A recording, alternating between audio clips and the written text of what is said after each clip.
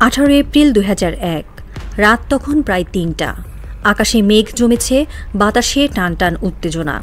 কুড়িগ্রামের সীমান্ত ঘেঁষা নিস্তব্ধ বড়াইবাড়ি গ্রামে একরকম ঘুমন্ত নিস্তব্ধতা নেমেছিল। সেই নির্জনতার মাঝেই ধানক্ষেতে সেচ দিতে গিয়েছিল গ্রামের যুবক মিনহাজ।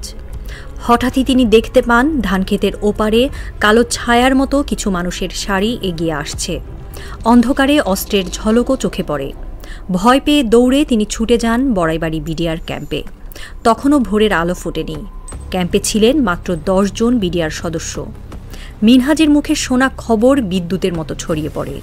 ক্যাম্পে দাঁড়িয়ে থাকা একজন বিডিআর সদস্য ফিসফিস করে বলেন, তারা এসেছে, অনেকজন এসেছে, কিন্তু আমরা পালিয়ে যাব না। ক্যাম্পের কমান্ডার ময়মনসিংহের মেজর গিয়াসউদ্দিন ওয়্যারলেসে আশেপাশের হিজলমারি ও খেওয়ারচর ক্যাম্পে বার্তা পাঠালেন, ভারতীয় বাহিনী সীমান্তে ঢুকে পড়েছে, আমরা লড়াই করব।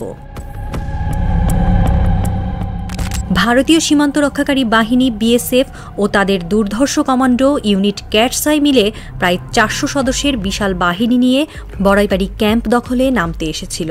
পরিকল্পনা ছিল বাংলাদেশ সীমান্তের 300 গজ ভেতরে ঢুকে ক্যাম্প দখল করা এবং দ্রুত ফিরে যাওয়া।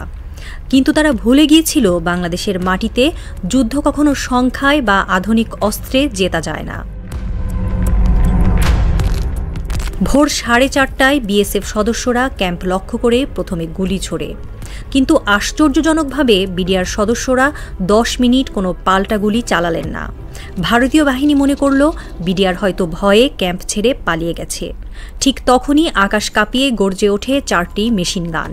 মিনিটে 700 গুলি ছোড়ার ক্ষমতা সম্পন্ন সেই মেশিন গান থেকে অকস্মাৎ ব্রাশ ফায়ারের ঝড় শুরু হয়। বিএসএফ সদস্যরা বুঝতে পারেন ফাঁদে পড়েছেন। তারা পিছু হটতে শুরু করে, কিন্তু তখন আর ফেরা সম্ভব ছিল না। সকালের আলো ফোটার সঙ্গে সঙ্গে গ্রামবাসীরাও জেগে ওঠে। আনসার বাহিনীর প্রশিক্ষণপ্রাপ্ত 12 জন কৃষক অস্ত্র হাতে যোগ দেন বিডিআরের সঙ্গে। বিএসএফের দুর্ধর্ষ কমান্ডো ক্যাটসাই সদস্যরা পালানোর চেষ্টা করছিল, কিন্তু গ্রামের কিছু সাহসী যুবক তাদের ধরে ফেলে, কয়েকজনকে গাছের সঙ্গে বেঁধে রাখে। যুদ্ধে বিএসএফের 16টি মৃতদেহ পড়েছিল বাংলাদেশের মাটিতে। যদিও ভারত স্বীকার করে মাত্র 16 জনের মৃত্যু, কিন্তু প্রত্যক্ষদর্শীরা বলেন প্রায় 70 জন বিএসএফ সেনা নিহত হয়েছিল। এই অসম যুদ্ধে নেতৃত্বে ছিলেন তৎকালীন বিডিআর মহাপরিচালক মেজর জেনারেল ফজলুর রহমান। সীমান্তের প্রতিটি ইঞ্চি রক্ষায় তিনি আপোষহীন ছিলেন। বিবিসিকে দেওয়া এক সাক্ষাৎকারে তিনি বলেন, সীমান্ত রক্ষা আমার দায়িত্ব। ভারত যদি আমাদের ভূমিতে ঢোকে, আমরা লড়ব। বিডিআর সদস্যদের বীরত্বের গল্প যখন দেশ জুড়ে ছড়িয়ে পড়ল, তখন অনেকে ভেবেছিলেন ফজলুর রহমানকে জাতীয় বীর ঘোষণা করা হবে। কিন্তু কয়েকদিনের মধ্যে নীরবভাবে বদলি করা হলো ফজলুর রহমানকে। সেনাবাহিনীতে পাঠিয়ে পরে বাধ্যতামূলক অবসরে পাঠানো হলো তাকে। ভারতীয় সংবাদ মাধ্যমে তখন শেখ হাসিনার পক্ষ থেকে বার্তা দেওয়া হয়, এই ঘটনার তদন্ত হবে, ভবিষ্যতে এমন কিছু আর ঘটবে না। প্রশ্ন উঠল, ভারতীয় সীমান্ত রক্ষায় লড়াই করা কি অন্যায় ছিল?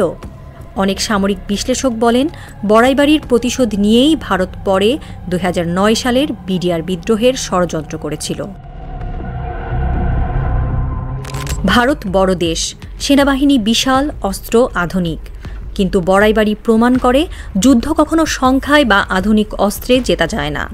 যুদ্ধ জেতা যায় মনোবলে, নৈতিকতায়, নিজের মাটির প্রতি অকৃত্রিম ভালোবাসায়। তাই তো বাংলাদেশকে কখনোই কেউ দাবিয়ে রাখতে পারেনি। প্রতাপশালী মোঘল সম্রাটের সময়ও বাংলায় আলাদা স্বাধীন নবাব ছিল। এই বীর মাটিতে নজরুল লিখেছিলেন, বলো বীর, বলো উন্নত মমস্বী, নত হতে জানে না বাংলাদেশি বাঙালি। বিকেলের সূর্যটা বড়াইবাড়ির আকাশে তখন রক্তিম। মাটি শুকিয়ে এসেছে, কিন্তু গন্ধটা রয়ে গেছে গোলাবারুদের, রক্তের আর বিজয়ের। কেউ একজন নিচু স্বরে বলল, সব মরে গেছে। কেউ উত্তর দিল না। গাছের সঙ্গে বাঁধা ভারতীয় সেনাদের নিথর দেহগুলো আলোর ছায়ায় দুলছিল, যেন সাক্ষী দিচ্ছিল বাংলার মাটি শুধু ফসলের জন্য নয়, যুদ্ধের জন্য উর্বর। দূরে একজোড়া শালিক ডাকাডাকি করছে। পাখিগুলো বোধহয় কিছুই বোঝেনি। এক বৃদ্ধ লোক ধীর পায়ে এগিয়ে এলেন, হাতের লাঠিটা মাটিতে ঠুকলেন একবার, তারপর তাকালেন মৃতদেহগুলোর দিকে। দীর্ঘশ্বাস ছেড়ে বললেন, এই মাটি এত সহজে কেউ নিতে পারে না বাবারা, এটা বাংলাদেশ।